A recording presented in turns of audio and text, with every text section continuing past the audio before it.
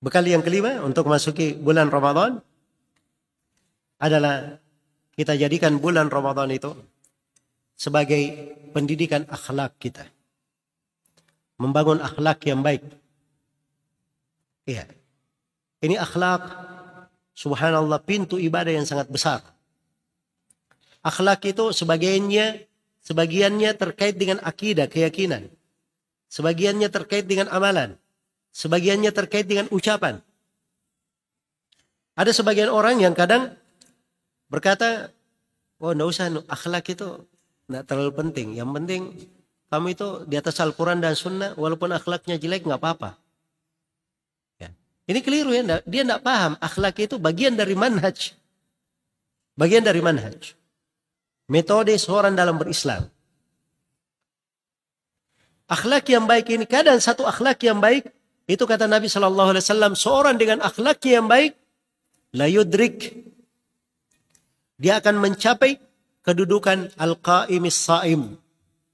Kedudukan seorang yang rajin sholat malam dan rajin berpuasa. Dengan akhlaknya apa? Yang baik.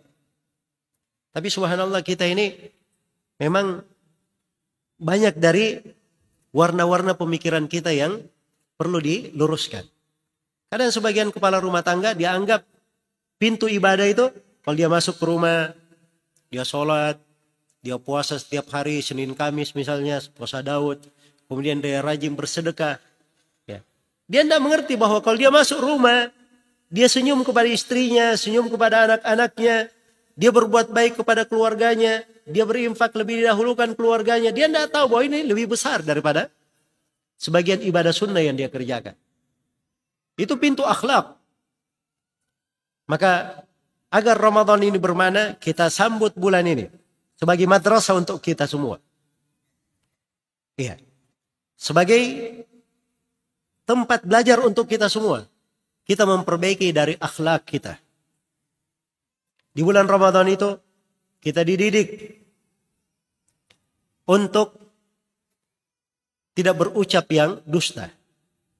Man lam yada' qawla az-zur wal amala bih, falaysa lillahi haja fi an yada'a ta'amahu wa syarabah. Siapa yang tidak meninggalkan ucapan palsu. Ucapan palsu masuk di dalamnya juga dosa dan maksiat. Dan tidak meninggalkan beramal dengan kepalsuan, beramal dengan dosa. Maka Allah tidak perlu dia meninggalkan makan dan syahwatnya. Allah tidak perlu kepada puasanya. Ini pendidikan kita, memperbaiki akhlak. Supaya seorang itu, ya, dia puasa bukan sekedar menahan lapar dan menanggung dahaga. Tapi dia puasa, dia bentuk akhlak yang mulia. Berbagai akhlak yang mulia bisa dimunculkan pada saat puasa. Ya, dan ini pembahasan panjangnya kalau kita bahas tentang hal tersebut. Ya.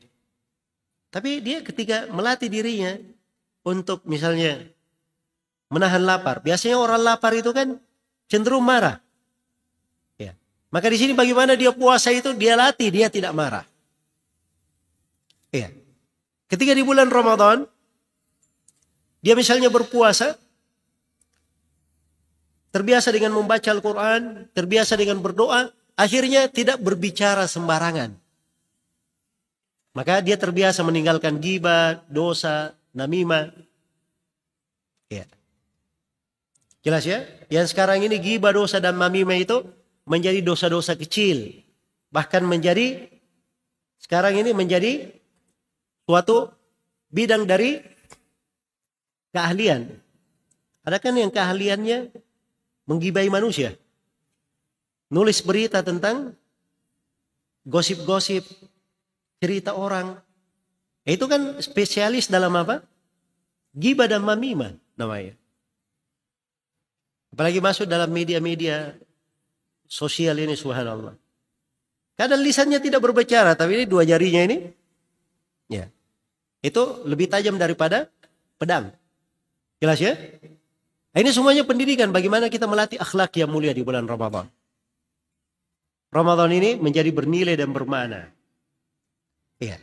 Ini perlu pembahasan khusus ya. Kalau kita ingin bahas sela-sela pembahasan akhlak. dari rangkaian ibadah-ibadah puasa. Tapi saya terangkan bahwa ini bekal yang sangat berharga. Bagaimana Ramadan itu kita jadikan sebagai madrasah untuk akhlak kita.